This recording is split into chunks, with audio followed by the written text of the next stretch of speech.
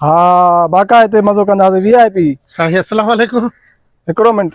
वालेकुम अस्सलाम। छा हाल आहे साईं? ख़ुशि आहियो? ख़ैर ख़ैर अमन। यार असांजो हे मुंहिंजो भाउ थोरो सातड़ो आहे। सुबुह जो निकिरी आयो जे पहिने रस्ते ते मुंहिंजी फोन किरी पई आहे, मोबाइल फोन iPhone हुई साईं। हाँ हा तव्हां ॾिठी त न साईं? न यार मां त हिते का iPhone न ॾिठी आहे। ॾिसो यार असां मतिलबु तव्हां खई आहे मथां थींदो आहे यार मां भला चोर आहियां छा? मां पाण ही बीठो आहे फोन ते ॻाल्हाईंदो। थींदो आहे यार, इंसान मथां खई थी।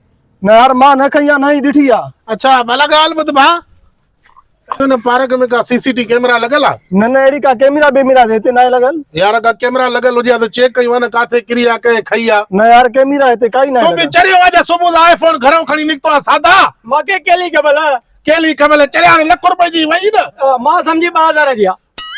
वॾो सियाणो आहे, हेॾी सारी iPhone मोबाइल 2000 में मिलदी आहे? मूंखे ख़बर न हुई। ख़बर न, ईमानी नथी मिले, रात जो त रड़ियो थो करे। अला ॻाल्हि ॿुध, भला हिते को चौकीदार आहे? न यार हिते को चौकीदार भी ना है अहिड़ो को।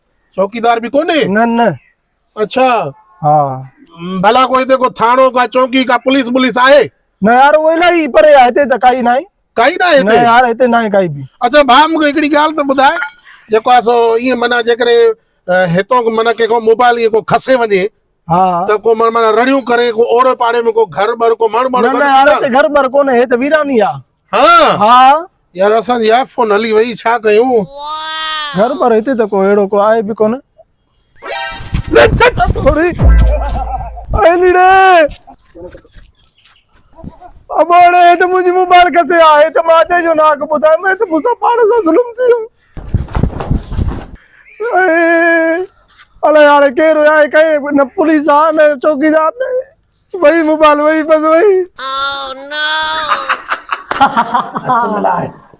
जो कम थियो। हाँ मां पुछा कयांसि पियो अदा हिते को चौकीदार का पुलिस का CCTV कैमरा को माण्हू को अचनि चए पियो न कुझु बि सब न कराई पियो। सुकून वारो कम थियो न। ओके अहिड़ा माण्हू ताड़ींदो कर।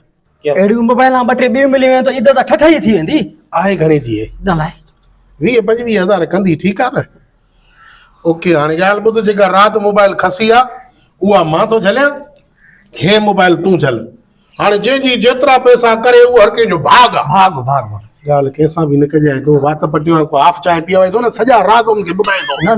न राति मामे सां हवाला छा करे पियो उतां कुझु सही असां वॾा चोर हूं, मां हीअं कयो मां हूअं कयो। लहन थी रही इहो मामो ई कंहिंखे पकड़ाए छॾींदुई। चुप करे वेही। हा हाणे ॻाल्हि ॿुध, 2 ॾींहं चोरी नथा कयूं, छो जो राति बि खसी आहे मोबाइल, हाणे बि खसी आहे, माना पुलिस खे ख़बर पहुची वेंदी, जाते काथे पुलिस बीठी हूंदी। 2 ॾींहं बसि चुप था कयूं, ठीकु आहे? और रमज़ान शरीफ भी आए। बसि रोज़ा बोज़ा रखूं था। हां गुनाह बख्शायूं। छा यादि कंदो जेठा अञा रोए थो। जी संगत ही वीडियो ॾिठो तव्हां, यकीन कयो इहा हक़ीक़त आहे त काफ़ी दोस्त असांजा जेके माना राति जे टाइम या वीरान जॻह ते मोबाइल इस्तेमालु कनि था, मोबाइल हलाइनि था, त ओचिते उन्हनि खां मोबाइल खसिजी थी वञे। अहिड़ा वाक़िया असांजी शहर में या तव्हांजे शहर में काफ़ी थिया हूंदा।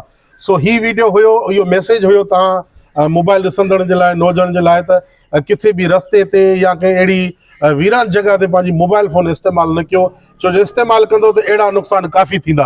हीउ हिकिड़ो मैसेज हुयो तव्हांखे सम्झाइण जे लाइ।